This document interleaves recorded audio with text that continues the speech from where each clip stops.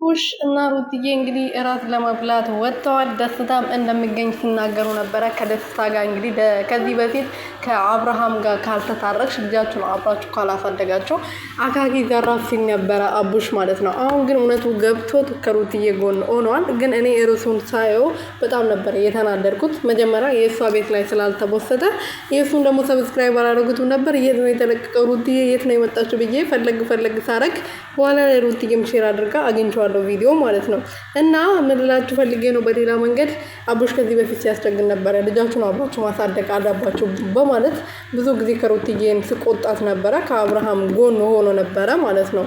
እና አብርሃም ደግሞ አሁን የራሱን ህይወት መርጧል። ሄርሜላ የምትባለው የሆነች ኦኮቴ የሆነች ሴትዮ መርጦ እንግዲህ ከሷ ጋር ነው ያለው።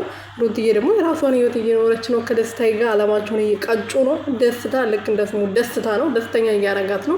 ይሄ ፈገግታዋ ከፊቷ ላይ እንዳይጠፋ ሁሉ ጊዜ ከጎኗ እንዲሆን ነው የምንፈልገው።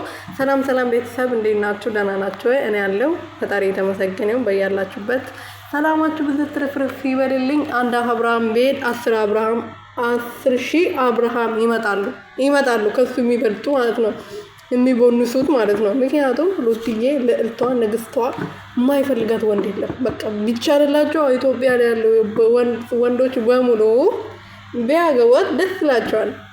ያው እኛ መሬት እንቀራለን እንጂ ወይኔት እናሳዝን እና ማለት ነው። ሩትዬ የማይፈልጋት ወንድ አለ ብዬ አላስብም። ጀግና ናት፣ ጎበዝ ናት፣ በስራዋ በአነጋገሯ በቃ ቆፍጣና ናት።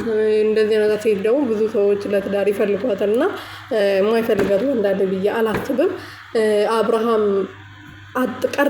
ቀረባት እንጂ አልቀረችበትም። እና ምንድነው የሚባለው?